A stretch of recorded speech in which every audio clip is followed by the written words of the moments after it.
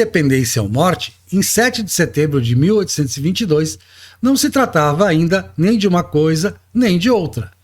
A Revolução Constitucionalista do Porto de 1820 mudou o jogo de poder de um Portugal que vinha desde o Marquês de Pombal e do rei Dom José I, que era o rei do qual Pombal era uma espécie de primeiro-ministro, vinha numa crescente autoritária, um despotismo esclarecido, como se dizia, que no caso de Pombal nem muito esclarecido era despotismo mesmo, era ditadura mesmo, que Maria I vai revogar um pouco, Dom João VI também não vai seguir nessa linha pombalina tão forte, mantinham as câmaras podiam se manifestar, principalmente no Brasil, que o Brasil sempre teve uma liberdade maior, as províncias, por conta da distância também. E nesse contexto já havia mais de 100 anos, desde do rei Dom Pedro II, lá no século XVII, que não eram reunidas as cortes, que não havia um parlamento nacional, que não se convocavam os chamados homens bons. Então 1820 é uma revolução liberal, porque Portugal continental, Portugal europeu, a chamada metrópole, estava numa situação muito ruim em 1820. Porque a capital tinha mudado para o Rio de Janeiro em 1808 e Dom João VI, e principalmente o herdeiro do trono, Dom Pedro, que seria depois Dom Pedro IV de Portugal, não manifestava a intenção de voltar a capital a Lisboa, ao Portugal continental. Então havia uma insatisfação muito grande, essa insatisfação fez com que promovesse uma revolução e essa revolução convocasse as cortes. Isso teve muito apoio no Brasil. Na Bahia, por exemplo, um movimento popular, que incluía desde os senhores de engenho até a gente do povo mesmo, depôs o presidente da província, o Conde da Palma, em 1821, quando logo que souberam da notícia, no início de 1821, souberam da notícia da convocação das cortes, depuseram ele e disseram, bom, contra a traição do Rio de Janeiro, preferiam se ficar ao lado dos nossos irmãos portugueses, como disse o Manifesto da Bahia. O Pernambuco realmente tinha uma posição mais independentista por conta da Revolução de 1817, que era uma revolução separatista mesmo, de real ideia de independência do Nordeste, que depois vai ser retomado, inclusive, já como Brasil, já como imperador Dom Pedro I. Foi convocado às cortes e o Brasil tinha representação proporcional à população, então o Brasil tinha bancadas fortes, as bancadas eram provinciais. Nosso conceito de pátria aqui era um conceito provincial. O paulista ele se identificava como paulista perante as demais províncias, perante os moradores das demais províncias. Se ele fosse ao Rio, se ele fosse a Minas, se ele fosse a Bahia, ele dizia eu sou paulista. Mas perante os espanhóis na fronteira ele era português. Em qualquer lugar do mundo que ele fosse, ele era português. Não existia esse intermediário brasileiro. Brasileiro era um conceito visto muito mais de fora do que de dentro do que depois se passaria a chamar Brasil. Era mais uma realidade provincial. A gente fala muito na escola Tiradentes, a Conjuração Baiana, nenhuma outra coisa tem grande fundamento. Tiradentes é uma coisa inventada muito depois para justificar a República já. E é porque Tiradentes não foi esse herói e a Conjuração Mineira não passou de uma pequena conspiração com um fim específico que nada tinha a ver com independência, com separação de Portugal. A decisão das cortes lá reunidas em Lisboa, com a presença dos deputados brasileiros, de fevereiro até 29 de agosto, ficaram as províncias que estavam numa posição mais de confronto com o pessoal de Lisboa e do Porto, o pessoal metropolitano, com os deputados metropolitanos, principalmente Manuel Tomás, que Manuel Tomás foi o líder da Revolução do Porto, o líder maior da Revolução do Porto, e ele não gostava muito dos brasileiros, né, do que eles chamavam, sim, os portugueses chamavam brasileiros. Brasileiro era a profissão de português, por sinal. Não era brasiliano, era brasileiro. Brasilianos eram os índios, que inclusive depois vai ter um movimento indianista no início do Império Brasileiro, justamente para tentar inventar uma nação que surgiu por acaso, surgiu sem uma vontade nacional de fazer essa separação. Não havia essa vontade. Era muito mais negócio continuar português dentro de um reino que tinha essa participação há muito tempo. essa participação de brasileiros no governo do Império era muito forte. Tanto era forte que Cabo Verde e Angola tentaram ficar com o Brasil quando consumou-se a separação.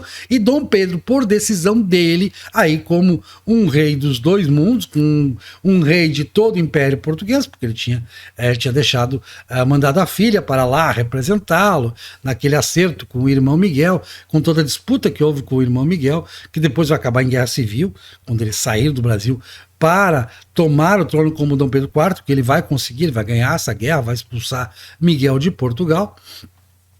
Mas isso tudo num contexto de desavenças políticas internas da nação portuguesa, da qual o Brasil fazia parte e continuou fazendo parte. Até porque, vamos pensar o seguinte, a capital era o Rio de Janeiro, então quem se separou de quem?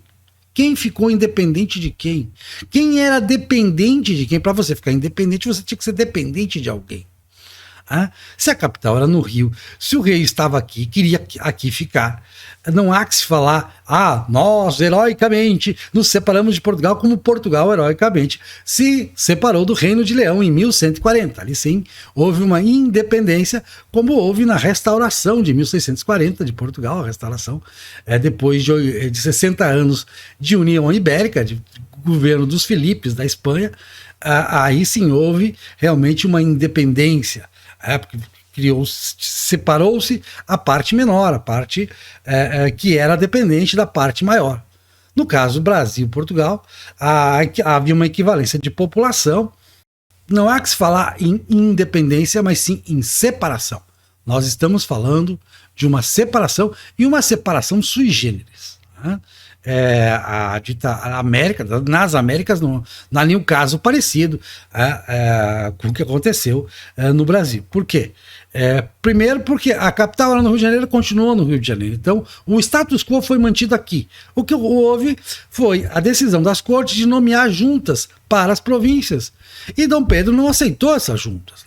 Mandou militarmente, contratou mercenários, o comandante inglês foi comandar as tropas na Bahia, com o apoio da Bahia? Sim, apoio da Bahia.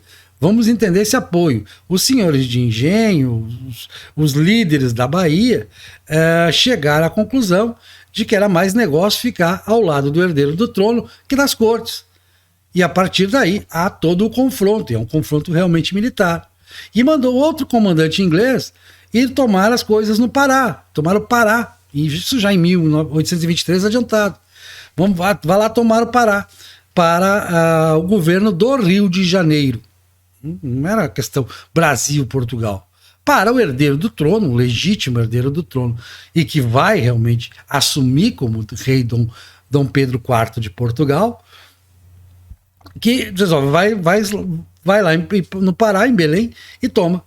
E o comandante inglês, que não entendia nada, promoveu até um massacre lá, porque ele não sabia quem era a favor de quê, porque o Pará estava dividido. Algumas pessoas, a bancada do Pará ficou em Lisboa e manteve, ajudou a construção do Reino Unido. Outra coisa que ensinam errado, queriam voltar o Brasil à colônia, as cortes queriam. Não se falou isso em nenhum momento nas cortes, tanto quanto os deputados das províncias brasileiras estavam lá, mas antes também não se falou nisso. A fórmula Reino Unido nunca esteve em questão. O que esteve em questão, como reivindicação brasileira, foi que houvesse um centro de poder executivo no Brasil. Houve uma resistência, principalmente da bancada liderada pelo Manuel Tomás, a isso. Não, tem que ficar em Lisboa e tal. Claro, vai ter igualdade de condições, sim, isso aí foi aceito. A igualdade de representação, a igualdade de votos e de voz, porque era assim, sempre foi assim. O Brasil se autocolonizou, em certo sentido, porque todos sempre tiveram cidadania plena. Se ia estudar em Coimbra, e se voltava, muitos brasileiros, muitos nascidos no Brasil, portugueses nascidos no Brasil, na América Portuguesa, é melhor falar em América Portuguesa do que em Brasil, é mais correto o termo. Na América Portuguesa exerceram funções de juízes, de conselheiros do rei, de conselheiros do reino, muitas vezes, e não tinha nada de errado com isso. Claro que um ressentimento que havia nos brasileiros é que os títulos da altíssima nobreza, que era que era muito restrita, inclusive, muito restrita numericamente, que eram os condes, os marqueses e principalmente os duques, mantiveram-se nas casas de Portugal continental, mantiveram-se europeias. Foram dados altos títulos de nobreza brasileiro, mas dentro da ideia de barão, que já era um título um pouco menor do que isso.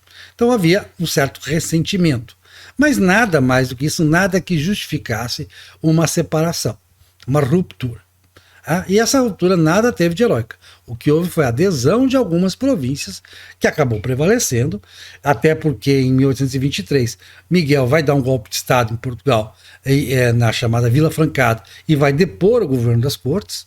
Então essa experiência não é... Depois é convocada uma nova constituinte, Dom Pedro tenta aprovar novamente em 1825 a união de Brasil e Portugal, mas aí as coisas tinham desandado, os desentendimentos prevaleceram e não houve a continuidade.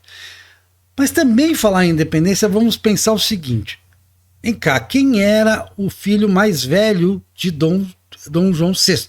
Isso sempre foi respeitado em Portugal. Era Dom Pedro. Então ele vai ser o imperador do Brasil. Ele é o primeiro governante do Brasil, nascido em Portugal. Quem é o segundo governante do Brasil nessa linha? Filho mais velho de Dom Pedro I. Ele não vai ser o rei de Portugal. Ele preferiu a filha, a linha materna, a linha feminina. Maria da Glória, nascida no Rio de Janeiro, por sinal que vai ser a rainha de Portugal, sucedendo Dom Pedro IV. E aqui, Dom Pedro II sucede o imperador Dom Pedro I, que é a mesma pessoa. Então há uma continuidade da Casa de Bragança. As cores da Casa de Bragança, verde e amarelo, vêm para a nossa bandeira e permanecem até hoje. Então houve uma separação. O Brasil como entidade, ele teve que ser inventado, essa ideia de Brasil. Tanto que no começo era o imperador que nomeava todos os presidentes de província, não tinha esse federalismo que veio depois, quando já não fazia tanto sentido. Independência, ora, independência de quem? Então, aqueles que resolveram que não mais obedecer às ordens vindas do Rio de Janeiro é que ficaram independentes. Então, na provocação, foi a quarta independência de Portugal. Portugal teve uma independência em 1140, que é de Afonso Henriques, que é a primeira independência de Portugal, quando ela se separa do Reino de Leão. Portugal tem uma segunda independência no século XIV, quando há uma tentativa do rei da Espanha, do rei de Castela, desculpa, na época era Castela, do rei de Castela de tomar Portugal para si, por herança, por ter casado com a herdeira do trono. E aí a Batalha de Aljubarrota, que, com apoio inglês, Portugal consegue a sua independência. A independência de 1640, que é a restauração, com Dom João IV, restauração da independência portuguesa, aí sim, uma independência de fato. E há essa quarta independência, que vai se consolidar verdadeiramente lá já no final dessa década de 1820, quando não há nenhuma mais esperança de unir o Império Português sob um único governo. Uma única nação continuava sendo. Culturalmente, eu sempre digo que ninguém saiu ao pai igual o Brasil saiu a Portugal. Somos idênticos na cultura, muito parecidos, pelo menos, muito mais do que em outros casos. No caso, por exemplo, da América Hispânica, há diferenças culturais muito mais marcantes em relação à Espanha, dos países da chamada América Hispânica. A América Portuguesa é uma simples continuação da mesma nação, que se separou por aqueles anos, mas se alguém ficou independente, até porque era dependente, foi Portugal europeu.